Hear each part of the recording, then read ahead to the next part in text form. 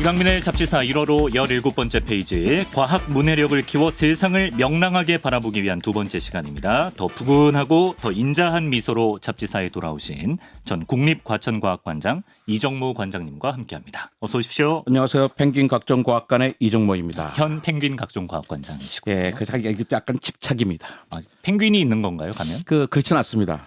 그러니까 각종 과학관에서 관장을 했잖아요. 예, 예, 예. 각종 과학관에서 관장을 했기 때문에 서대문에도 계시고. 예, 그래서 사무실 이름을 각종 과학관 했는데 네. 아이들이 아빠 어릴 때부터 별명이 펭귄이었으니까 펭귄을 붙여라. 아, 관장님 별명이 펭귄이셨네요. 예, 그래서 펭귄 각종 과학관이 됐습니다. 실패한 이름입니다. 사람들이 자꾸 찾아오시고 연락 줍니다. 펭귄 보러 가고 싶어져요, 진짜. 예, 그래서 심지어 어떤 기자는 펭귄 연구에 천착하고 있는 이정모 관장은 이런 말도 쓰시는데요. 펭귄 별로 좋아하지 않습니다. 펭귄 귀여워요. 귀여우니까 어릴 때 귀여웠나 봐니까 펭귄이라는 별명을 줬죠. 예. 하지만 펭귄 냄새가 저는 싫습니다. 보통 냄새 아닙니다. 네, 그럴 수 있죠. 예. 안 맡아봐서 모르겠지만. 그래서 펭귄 각종 과학관에는 펭귄은 없다. 예. 펭귄인 별명인 사람만 있습니다. 펭귄이 찾아오지 별명인 않으셔도 사람. 됩니다. 예. 코리안 펭귄맨만 있다. 예. 예, 그렇습니다. 자, 오늘은 이정모 관장님과 함께 AI, 인공지능 이야기를 해보도록 하겠습니다. 이제 많은 분들이 흥미로워하기도 하고 좀 기대를 하는 분도 계실 것 같고 저 같은 경우에는 살짝 좀 두려운 마음도 생기는 그런 주제인 것 같은데요. 자, 일단 관장님께서 인공지능이 정확히 어떤 개념인지 한번 짚어주시면 좋을 것 같아요. 이거 사실은 쉽지 않은데요. 그러니까 어느 날부터 인공지능이란 말을 누구나 쓰게 됐잖아요. 그러니까 artificial intelligence예요. 자연적인 지능이 아니라 인공지능이겠죠. 그러니까 사람처럼 생각하고 배우고 문제를 해결할 수 있는 시스템이나 기술을 인공지능이라고 합니다. 너무나 간단한 거예요. 그러니까 컴퓨터가 데이터를 분석하고 어떤 패턴을 인식하고 특정 작업을 수행하거나 스스로 학습할 수 있는 능력을 갖추도록 만든 게 바로 인공지능이죠. 너무나 오랜 게 자연에 없던 거예요. 예. 자연에 없던 걸 우리가 이런 것을 인공지능이라고 이야기하니까 사실 그 모습은 계속 끊임없이 변하고 있습니다. 우리가 생각했던 것보다 점점 더 커져서 커지고 우리가 있네. 어디까지가 인공지능일 건가? 과연 우리 인공지능과 사람 사이 어느 순간 중첩돼 가지고 과연 그래서 구분할 수 있을 것인가? 맞아요. 모르겠어요. 근데 인공지능은 어쨌든 스스로가 분석하고 인식하고 어떤 작업을 수행할 수 있도록 학습하는 어떤 그 소프트웨어입니다. 예.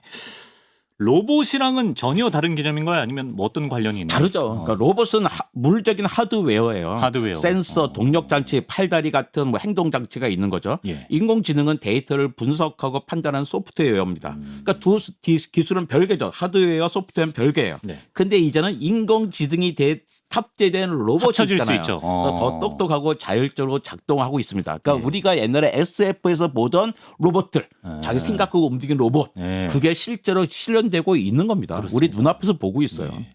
관장님께서는 실생활에 인공지능을 좀 사용하는 편이신가요?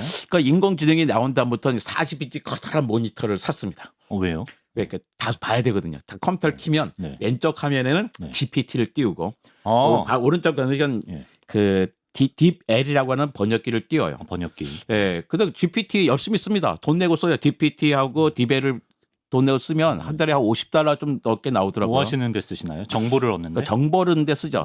그러니까 이게 정보도 약간 검색도 기술입니다. 그러니까 잘 쓰는 사람들이 있어요. 그러니까 구글로 검색을 할 때도 예. 어떤 표제어를 어떻게 조합하느냐에 따라 또 어떤 언어를 쓰냐에 따라서 네. 그러니까 좋은 정보를 찾아주는 게 다르죠.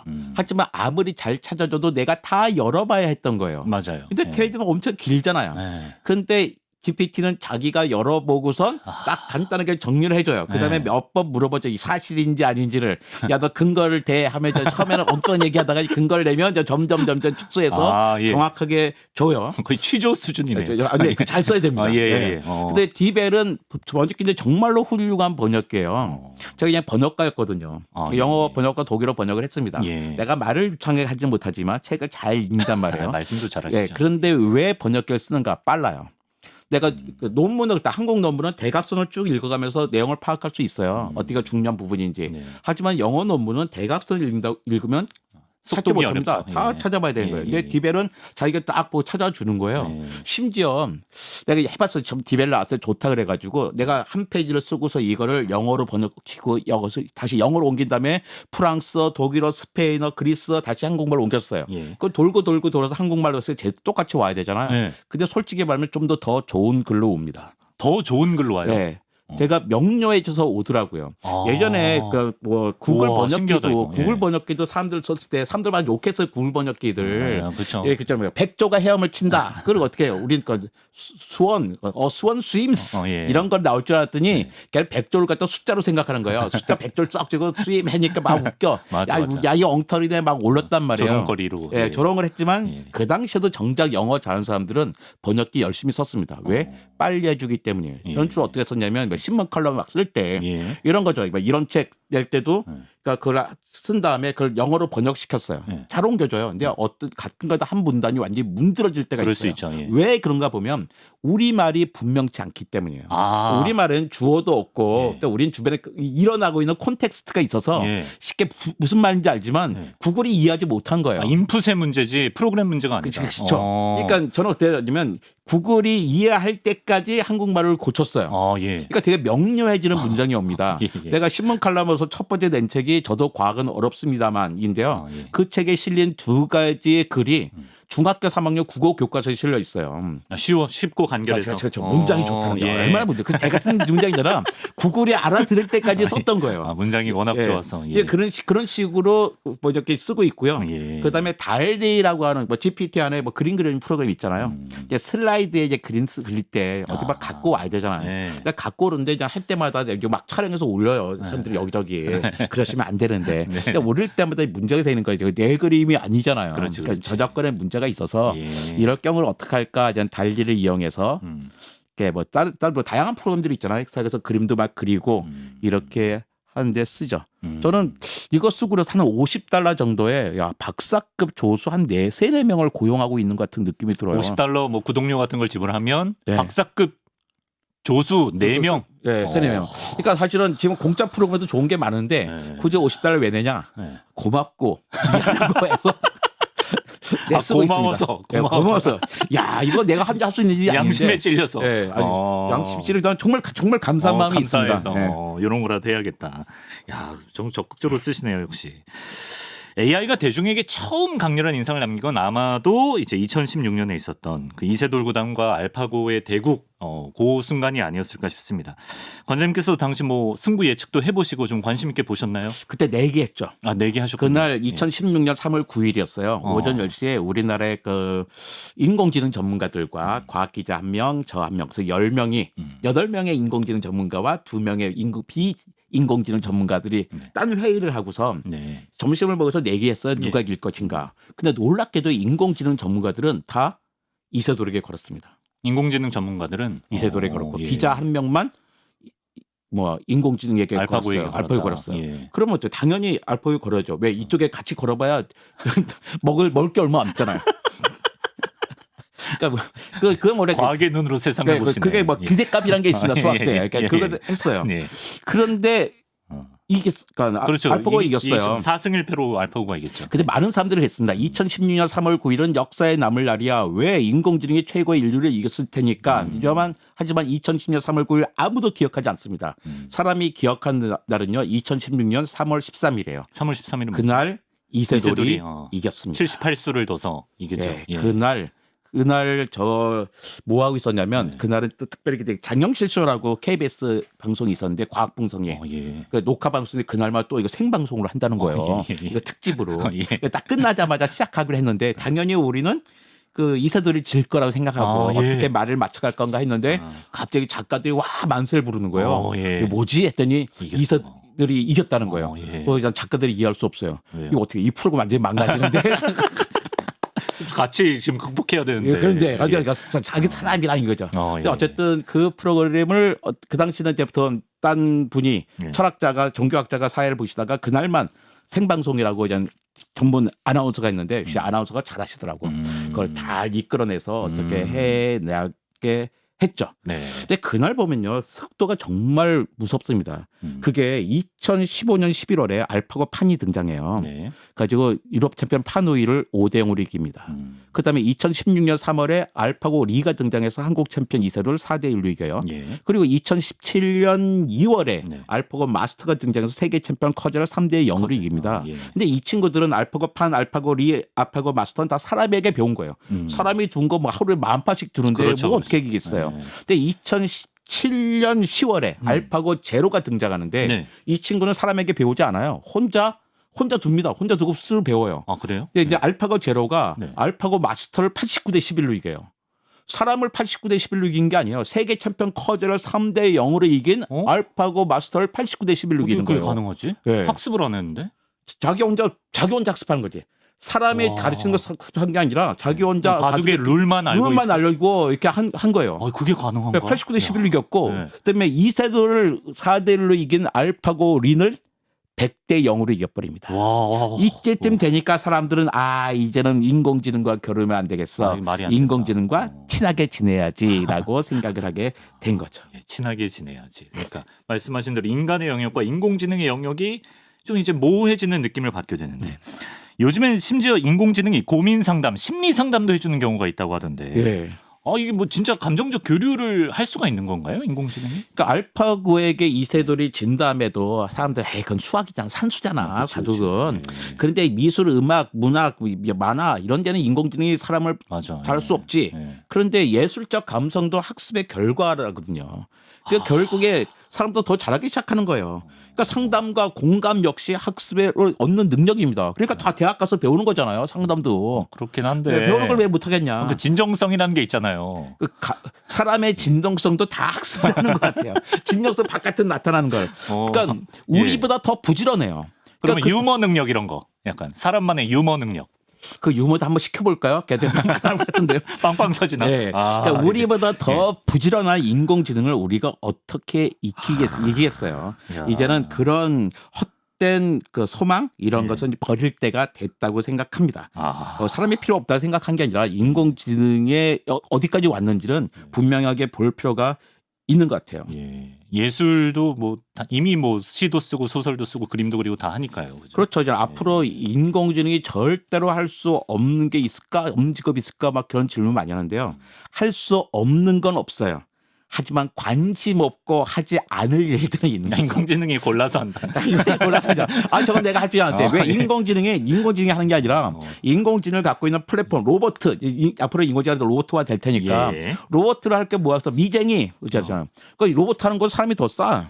미장이. 그 미장이 그런 거 있잖아.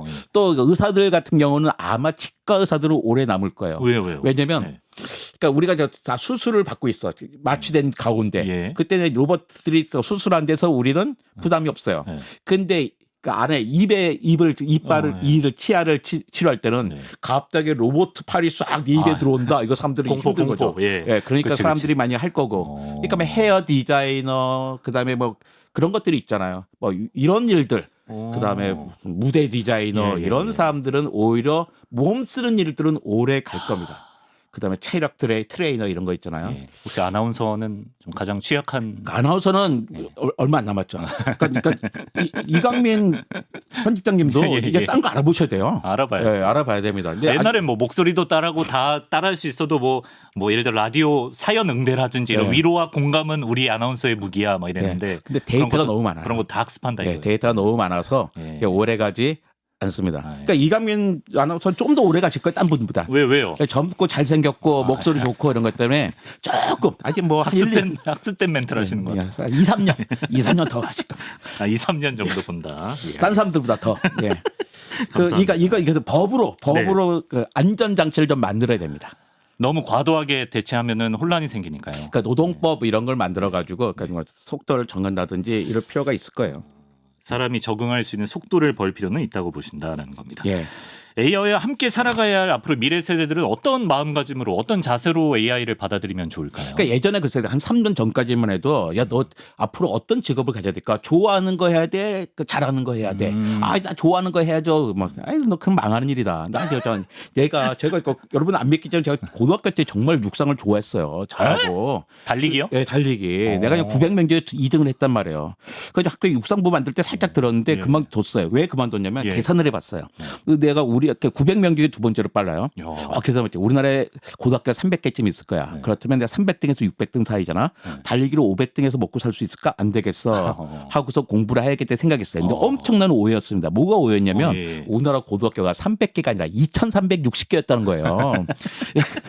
그러니까 딴 거 했는데 그러니까 잘하는 걸 해야지 좋아하는 걸 취미로 할 수 있어라고 3년 전까지 이야기했어요. 맞아요. 그런데 이제는 우리가 뭘 하더라도 컴퓨터와 인공지능과 로봇보다 더 잘할 수가 없어요. 어차피 인공지능과 로봇보다 잘할 수가 없으니 일단 좋아하는 거라도 찾아내야지 된다. 그러니까 좋아하는 걸 할 수밖에 없을 것이다. 그러니까 너가 뭘 좋아하는지를 알아야 돼. 근데 문제가 뭐예요? 지금 우리 10대 친구들, 20대 친구들만 해도 자기가 뭘 좋아하는지 잘 모를 수도 있습니다. 그렇죠. 왜? 그 시간을 자기가 좋아하는 걸 탐구할 시간이 없었던 거예요. 그래서 우리는 좀 시간을 줄 필요가 있다고 생각해요. 지금의 젊은 사람들은요, 교통사고 당하지 않으면요, 100살, 120살까지 충분히 삽니다. 그러니까 1, 2년 정도 아무것도 아니거든요. 저는 갭 이어라는 거 있잖아요. 갭 이어. 쉬는. 그러니까 왜 옷에 갭 써 있잖아요. 그 갭. 그게 필요해요. 그러니까 왜 그 오바마 대통령 딸이 둘째 딸인가가 이런 고등학교 졸업하고 갭 이어를 갔잖아요. 그러니까 유럽 애들도 많이 그러거든요. 유럽은 독일이 13학년이에요. 고등학교까지. 13학년이 마치자마자 남자애들은 10개월 동안 군대를 갑니다. 여자친구들 1년이 남잖아요. 그중에 한 3분의 1 정도가 갭이어를 가져야 해서 여행을 하든지 봉사활동을 하든지 막 이런 일을 합니다. 그러면서 자기의 인생을 좀 찾아보는 거잖아요. 그래서 우리도 저는 갭이어를 아이들이 가지면 좋겠다. 그래서 저는 제 딸에게 갭이어를 한번 권유했어요. 중학교에서 고등학교 올라갈 때 갭이어를 권유했다가 아빠 정신이 있는 거 없는 거 내가 왜 막 그러더라고요. 그래서 그렇습니다. 쉽지 않습니다. 그러네. 인공지능과 살아가려면 좀 인간에게 필요한 자질은 뭐가 필요할까요? 아까 뭐 검색하는 능력도 말씀하셨습니다만. 그러니까 저는 질문하는 능력이 필요하다고 생각하거든요. 그러니까 이제 지식은 세상에 널려 있습니다. 그러니까 과학관도 마찬가지예요. 과학관에 보면 과학관은 호기심을 해결하는 곳이다 생각하는데요. 과학관은 호기심을 해결할 게 아니에요. 호기심은 컴퓨터로 하세요. 해결은 다 있어요. 과학관장님이. 그러니까 과학관에 왜 와야 되냐면 새로운 질문을 얻어가려고 오는 거예요. 질문을 얻어간다? 질문을 얻어가야 돼요. 그러니까 공룡을 어릴 때 막 좋아하다가 13살 되면 왜 공룡을 좋아하지 않아? 더 이상 공룡에 대한 질문이 없기 때문이에요. 질문이 있는 사람들은 꾸준히 거기에서 천착할 수가 있단 말이에요. 그러니까 인공지능 시대에 가장 필요한 게 뭐냐면 내가 질문을 찾는 거예요. 질문을 찾는 능력이 필요합니다. 그러니까 질문을 찾으려면 어떻게 해요? 영화든 책이든 많이 보고 여행을 많이 해야 되는. 그래서 뭔가 의문이 들어야 돼요. 그다음에 필요한 건 역시 언어가 제일 중요하다고 생각합니다. 언어. 그러니까 가끔가다 이런 분이 있더라고요. 인공지능 시대는 국영수 중심의 이런 교육은 필요 없습니다 하는데요. 인공지능 시대이기 때문에 국영수가 필요한 것 같아요. 왜? 국어가 가장 중요합니다. 왜? 질문을 정확하게 하기 위해서예요. 또한 수학도 중요해요. 그러니까 이게 뭐 나이 말씀드리면 이미 늦었어요. 근데 젊은 친구들이 중요하는 게 왜?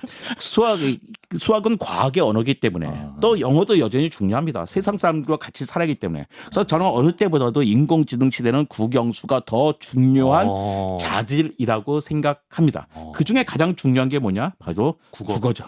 그 어느 때보다도 국어가 가장 중요한 시대가 됐습니다. 그래야 올바른 정확한 질문을 할 수 있으니까. 그러니까 그림을 그릴 때도 마찬가지예요. 달리를 지킬 때도 그림을 잘 못 그리니까 뭐 그려줘 하면 이상하게 그려져요. 근데 제 딸이 화가거든요. 걔네들 뭐 되게 잘 그려요. 그러니까 길게 써요. A4 2페이지 씁니다. 이런 그림을 묘사하고 이런 그림을 그리죠. 그러면 최대한 근접하고 더 점점 접근해 나가는 거예요. 우리가 뭐에 대해서 우리가 요구할 때 잘 못 안 주는 이유가 뭐냐면 GPT가 그걸 친절하지 않아요. 딱 시키는 것만큼만 하더라고요. 친절한 영어로 친절하게 자주 구체적으로 요구를 해야지 되는 거죠. 그러려면 어떻게 해요? 자기의 생각을 말로 글로 표현할 수 있는 능력이 있어야 되는 거죠. 그래서 인공지능 시대에는 그 어느 때보다도 국어가 더 중요한 수업이다라고 생각합니다. 듣고 보니까 질문하는 능력, 요구하는 능력이 정말 중요한 것 같습니다. 근데 이제 요구를 잘 하더라도 때로는 인공지능이 잘못된 정보를 줄 때도 있고 심지어 뭐 인공지능이 거짓말을 일부러 한다 뭐 이런 말도 들어본 것 같은데 사실이 아닌 것을 마치 사실처럼 그럴싸하게 지어내는 현상을 뭐 할루시네이션 이렇게 표현하기도 한답니다. 그렇다면 지난 시간에 말씀해 주신 과학 문해력을 우리가 인공지능에게도 좀 적용을 해. 그러니까 인공지능이 아직 그 과학 문학의 가장 중요한 그 겸손이라는 태도가 없습니다. 아, 겸손. 그러니까, 겸손이란 게 뭐냐면 예. 자신의 본능과 지식의 한계를 인정하고 모른다고 말한 것을 거리끼지 않는 것이자 새로운 사실을 밝혀지면 기존에 갖던 생각을 기꺼이 바꾸는 거예요. 네. 본능의 한계를 인정하는 게 뭐야? 아, 난 똑똑하지 않아, 천재가 아니야 이런 거 하는 거예요. 지식의 한계를 인정하는 건 난 모르는 게 많아요. 네. 모른다고 말을 거리끼지 않는 거 정말로 중요합니다. 과학자들이 제일 많이 하는 거예요. 독일 실험실에 있을 때요. 독일 애들이 모른다니까 한국말을 뭔 줄 알아요. 정말 이거 뭐야? 그럼 내가 그냥 모른다는 거 하자. 몰라 예. 그랬거든요. 예. 아예 처음부터 물어봐요. 정말 몰라? 하고 물어봐요. 네. 다 정답. I don't know. 이슈 바이스니 놀로스 하면서 온갖 나라 말로 모른다는 말을 해요. 되게 잘하는 거고요. 아, 맞아. 근데 저희 잡지사 예전에 동물 얘기하다 제가 막 즉흥적으로 여쭤보면 그건 나 몰라. 네. 이렇게 막 말씀하셨거든요. 네, 그게 중요한 겁니다. 그다음에 네. 새로운 사실을 밝혀주면 기존에 갖던 생각을 기꺼이 바꾸는 겁니다. 네. 천동설 주자들이 지동설로 넘어갈 때도 마찬가지였어요. 네. 그러네 하고 옮겨가는 거거든요. 네. 근데 이런 자세가 아직까지 인공지능이 부족하더라고요. 겸손하지 않습니다. 이놈들 아주. 예, 그래서 청학동으로 보내야 되나? 네. 어디로? 그래서 네. 인공지능도 GPT도 좀 발전하면서 그냥 할루시네이션이 많이 줄기는 했어요. 하지만 여전히 그 겸손함이 부족합니다. 겸손도 학습을 해야 되나요? 네, 이거 모른다면 안 하더라고요. 그래서 예. 계속 확인을 해야 돼요. 그러니까 내가 알아야 그치. 이게 아닌지를 몰라요. 그러니까 그렇죠. 최소한의 지식은 필요한 겁니다. 코딩할 때도 마찬가지래요.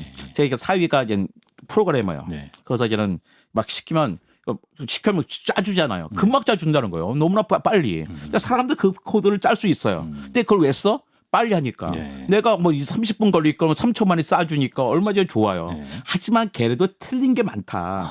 그러니까 이게 틀렸는지 아닌지 알아야 되잖아요. 네. 그러니까 프로그램에 짜는 사람이 이게 딱 보고서 이게 잘 짰네 안 짰네 못 짰네를 확인할 수 있는 능력이 있어야지 되는 거예요. 네. 그러니까 사람도 일부러 그러지 않지만 실수 많이 하잖아요. 그럼요. 그러니까 인공지능도 일부러 그런지 아닌지 모르지만 실수 많이 합니다. 그러니까 어떻게 해요? 내가 그것을 확인할 수 있는 방법이 있어야 되는 거죠. 네. 그래서 무작정 믿지 마시고 네. 그러니까 여러 가지 다양한 방식으로 확인을 해야 되고요. 네. 또 인공지능 재미있는 게 저 공손하게 표현하면 칭찬하고 소통하면 되게 막 춤추나 봐요. 얘도 고래처럼 같이 다 공손해지고. 친절하게 잘해주고 아, 또 맞아. 예, 다양한 언어로 그러니까 한국말만 하지 마시고 영어나 스페인어, 독일어 다른 언어를 쓸 수 있는 해보시면 예. 좋은 게 많아요. 나 독일어 못하는데 괜찮아요. 번역기로 돌려가지고 해신님이 나온 것을 다시 번역기로 돌려보세요. 예. 그러면 이 친구가 활용하는 정보들이 달라집니다. 언어에 따라. 주로 한글로 하면요. 일단 한글 사이트에서 많이 찾으려고 그래요. 근데 별로 없잖아요. 한글 사이트가 아직까지는. 예. 근데 영어, 독일어, 스페인어 다양한 거 쓰시면 훨씬 더 그렇겠네. 많은 정보를 얻을 수가 있습니다. 그 정보와 더 밀접한 나라의 언어로 쓴다는 그쵸. 거. 야, 이거 팁이네요. 좋습니다. 인공지능 시대에 우리가 어떻게 적응해가고 받아들여야 하는가 이정무 관장님과 지금 이야기 나누고 있습니다.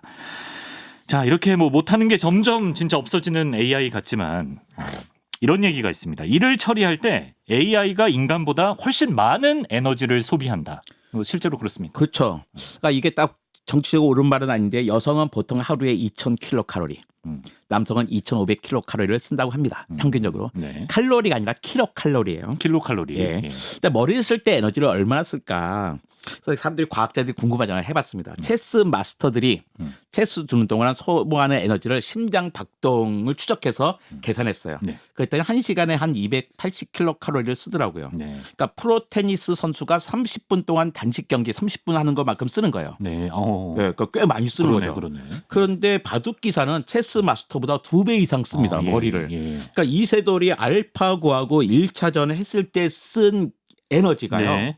조코비치가 단식 경기 3시간 한 것만큼은 쓴 거예요. 테니스 선수가 단식 경기 3시간 3시간 한 것만큼은 알파고 1차전 바둑 한 판 두는데 썼습니다. 예. 근데 그 시간에 알파고는 무려 5만 킬로와트시를 사용했어요. 킬로와트시 예. 전기를. 그러니까 이세돌이 쓰면 1.2킬로와트시인데 5만이니까 어떻게 해요?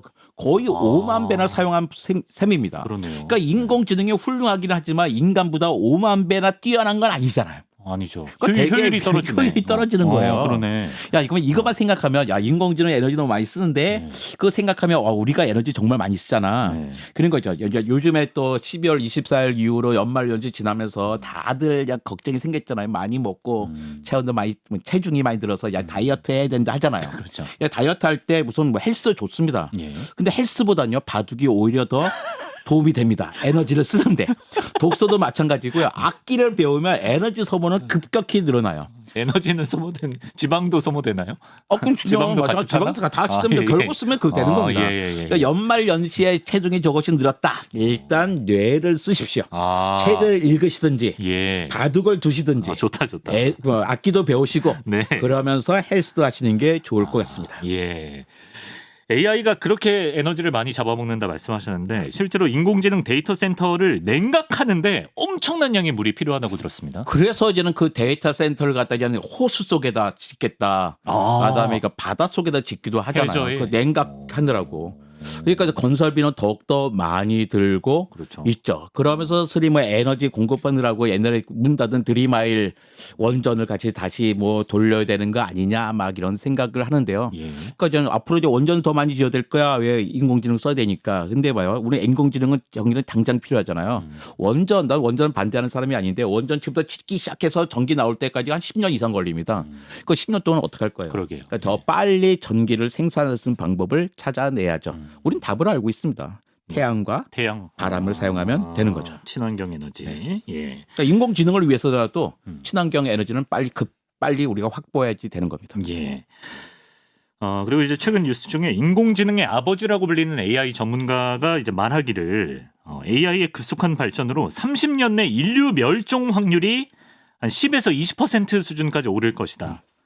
예, 아버지치고는 좀 무책임한 우려를 표명하셨는데 근데 이런 기사 들으면 사람들이 좀 불안감도 많이 가지고 섬뜩해하는 경우가 많은데 이 주장 어떻게 보시나요? 그러니까 처음에 그 신문에 딱 보고선 그 타이틀만 보고 도대체 어떤 사람이 이런 쓸데없는 이야기를 했어 딱 봤더니 이게 AI의 아버지. 2024년 노벨 물리학상 수상자인 제프리 힌턴 교수님이시더라고. 그럼 갑자기 정신을 바짝 차리고 봐야 되는 거잖아. 이분이 이런 말씀하셨어요.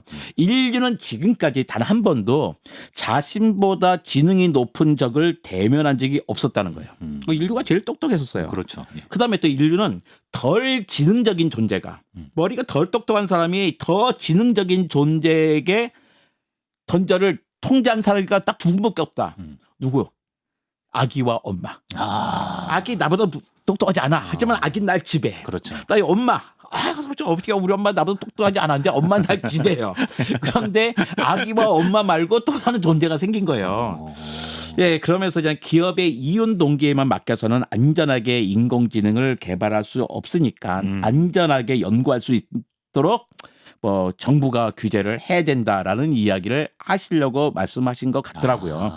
그러니까 인류 멸종 확률이 10에서 30%, 20% 올라간다는 것에 그 근거는 아무리 봐도 못 찾겠는데 어쨌든 일단 제목을 이렇게 쓰시고 여러 가지로 필요한 것 같아. 그러니까 우리가 사회적인 논의를 하자라고 말씀하신 것 같습니다. 예, 기존 취지를 좀 강조하기 위해서. 예.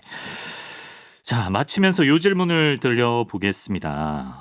AI를 넘어서 지금 꿈의 컴퓨터라고 불리는 양자 컴퓨터가 주목을 받고 있습니다. 세계 최대 IT 쇼인 CES에서도 올해는 이제 양자 컴퓨팅 부문이 따로 신설돼서 소개되기도 했는데 관장님, 양자 컴퓨터는 왜 지금 주목을 받고 있는 건가요? 그러니까 일단 제가 양자 역학을 잘 모르는 것을 전제로 말씀드려요. 그러니까 물리학자들도 모르는 거예요. 안다고 이야기하는 다 거짓말이에요.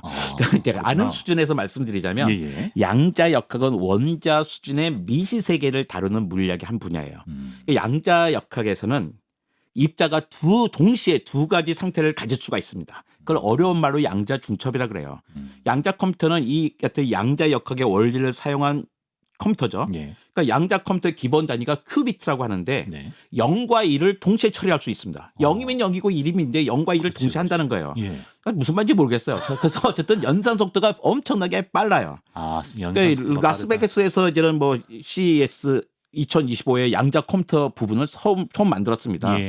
그러니까 예전에 있었던 데이터를 학습해서 추론하는 인공지능은 엄청나게 많은 전기를 쓰잖아요. 그렇죠. 근데 양자 컴퓨터를 사용하면 인공지능의 학습 시간도 단축하면서 동시에 GPU 같은 반도체를 통하지 않고 데이터를 처리하기 때문에 전력 소모가 그만큼 줄어듭니다.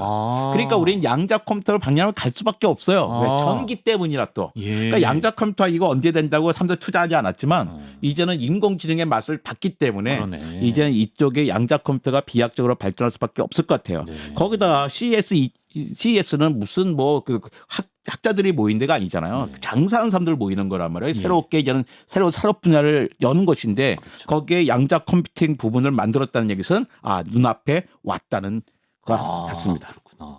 예. 하나만 더. 앞으로 미래에 우리 로봇은 우리 일상생활에서 어느 정도 영역까지 확대될 거라고 보십니까? 저는 로봇을 매일 사용합니다. 어떤? 그 청소 로봇. 로봇 청소. 로봇 청소기 옛날에 뭐 며칠 한 번 돌렸는데 요즘 하루에 2번씩 돌려요. 요새 너무 잘해줘 진짜. 거기다 물 걸리질까지 얼마나 깨끗하게 해가지고요. 예. 제가 이제는 직장을 그만둔 다음에 약간 가사 노동에 시달렸는데 로봇 청소기 정말 최고입니다. 해방되셨군요. 여러분 부모님 그 뭐 생일 선물 이런 거요 최고는요. 로봇 청소기, 세탁기. 냉장고 이런 겁니다. 그다음에 저는 하나 힘들었던 게 키오스크를 주문하는 거 있죠. 식당 가서 뭐 카페에서 되게 힘들었거든요. 어려워하는 분들 많죠. 근데 이젠 잘해요. 어? 아주 능숙하게 어떻게 잘합니다. 극복하셨나요? 해보니까 되더라고요. 별거 없더라고요. 별거 없고 또 요즘 젊은이들 좋은 게 뭐냐면 내가 앞에서 막 기다리고 있잖아요. 앞에서 헤매고 있어도 뒤에서 짜증내지 않고 충분히 기다려주더라고요. 예. 정말로 훌륭해요. 지레 위축되지 않으시면 돼요. 네, 그다음에 알고 봤더니 젊은이들 시간 더 오래 걸려. 이 친구들 왜 능숙하게 하지만 온갖 쿠폰들, 쿠폰들 찾고 하느라 좀더 훨씬 오래 걸리더라고요. 팩트야, 팩트. 야, 그래서 알뜰하면서 인내심도, 참을성도 있는 인내심도. 젊은이들에게 정말 칭찬을 드립니다. 마무리가 좀 이상한 것 같긴 한데 아무튼 좋은 말씀해 주셔서 감사하고요. 자, 이정무 관장님과 오늘은 우리의 동반자가 된 인공지능 다가올 미래에 대한 이야기와 우리의 밝은 미래, 밝은 젊은이들 이야기를 해봤습니다. 관장님은 또 다음 주에 다시 재밌는 주제로 만나보겠습니다. 고맙습니다. 감사합니다.